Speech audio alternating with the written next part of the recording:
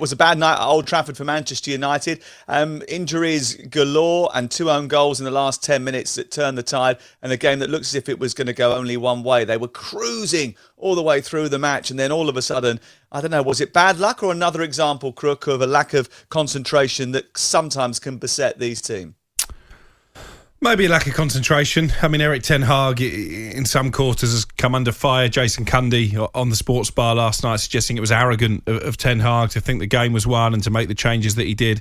That's easy to say with hindsight. I think when you're trying to balance competing in Europe, you're trying to win the FA Cup, you've got a big semi-final to come, you're trying to finish in the top 4, huge game away at Forest on Sunday.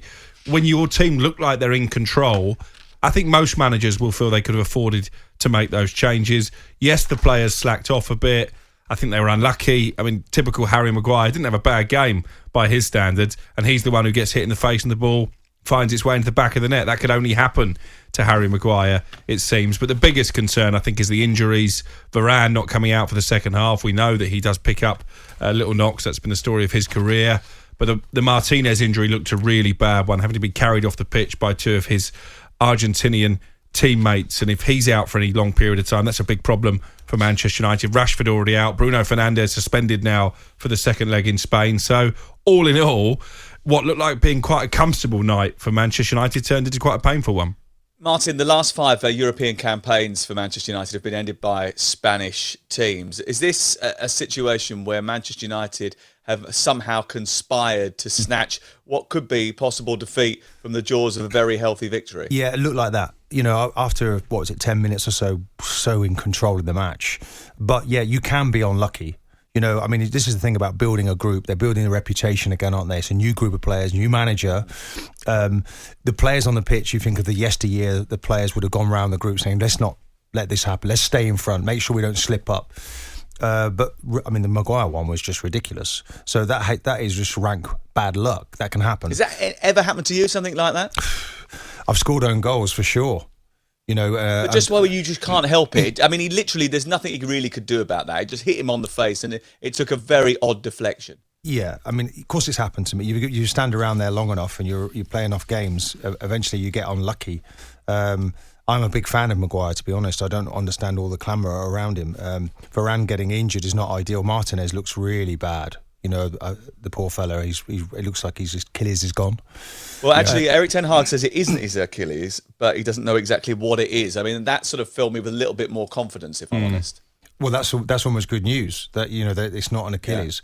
Yeah. But it was something serious. We know what an aggressive, brave player he is.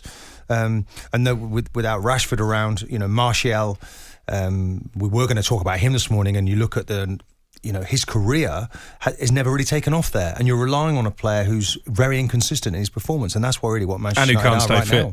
Yeah. So, it was right to take him off, I feel, because he's the only, the striker that he played well in the match. But, he's getting fewer and fewer choices, isn't he, in players that he can pick. And as I said about Arsenal going out of the Europa League, I saw that as actually a blessing in disguise. And with Manchester United now, this is, again, a very expensive evening when you consider they've got Fernandes out now with a booking. He's out. He missed the game. That was ridiculous. Also, it wasn't a yellow card, was it? It was never a yellow card. How does that happen? Ugh. Some of the officiating. So the consensus here is that pretty much that this is an unlucky, unfortunate situation. But if you listen to Paul Scholes last night and the legendary goalkeeper Peter Schmeichel, their view is slightly different. A few players, Peter Schmeichel said last night, need to look at themselves and think about whether they are contributing to this team enough. There are a few players who should be embarrassed with their performances.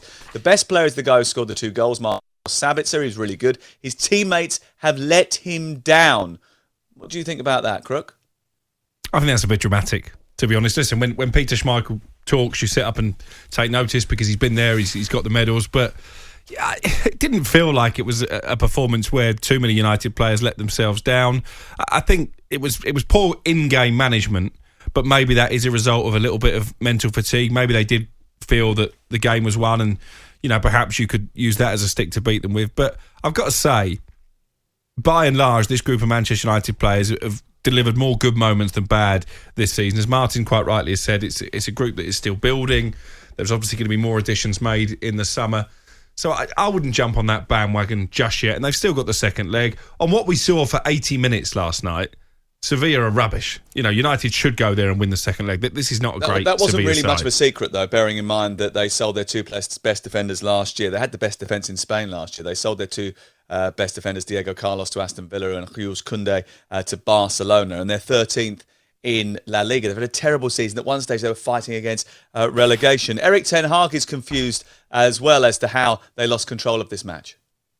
I think also the second half, we had our opportunities, and I think I can't remember that they created a chance. And we created chances with Anthony 2-3 times. It was a really good shot on the barrier. I just said that the chance of Time Malacia with a good action of Pelle. So we had our opportunities to score the third goal. And I think, in the last 10 minutes, everything looked like it was against us. But what I said, sometimes you have such nights.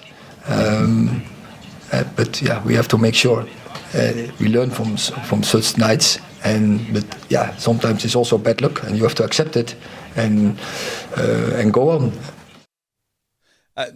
Erik ten Hag there speaking after the game, talking a lot about bad luck, as you two have been. If there was one positive that came out of it, it was maybe Martial stepping into Rashford's shoes. I know that Crook's not a massive fan, but and that's underplaying it. But Martin, when you're in this situation and you've got injuries, Garnacho's injured, Varane we know about, Rashford's had problems, you need to change things up over the course of the run-in when you're fighting on three fronts. You've got to use all the resources available to you. Can Anthony Martial be a huge contributor? Sometimes you get these stories, don't you? You get someone who hasn't been a particularly integral member of the team, but when it counts, when you get into that final period, you get someone that gets you over the line. I remember that Michy Batshuayi scored the winning goal against West Brom to give Chelsea the title a few years ago, which no one would have seen coming. There is a possibility here he could make a significant contribution to Manchester United's season. There is, but how many years are we going to be saying that about this player? I mean, there's an opportunity here for him now, isn't there? So you just write him off to the end of the season? You just, no, not you just at all. Discard him, not or do you put your arm around him and try and get the best out of him and utilise the resources let's have a look. you've got? He came in 2015. He was the most expensive teenager in the world, with the 57 million they paid for him at that point. And I don't think he's really ever lived up to the hype. I don't think he's had a consistent period in his career. Now, what you want to do is, any young player, any professional, it doesn't matter for me, he's a Manchester United player, you want to see them be at their best. And I don't think he's ever reached his potential.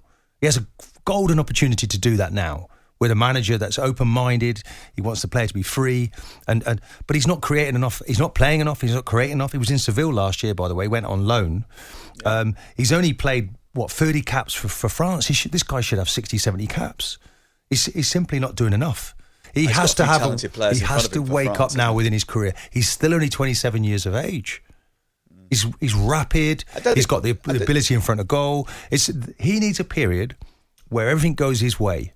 Let's see what he can produce between now and the end of the season. If he clicks and he gets it right, then Manchester United make that Champions League, no problem. If he doesn't, then now with these injuries that they have now, Manchester United is looking it could be tricky for them.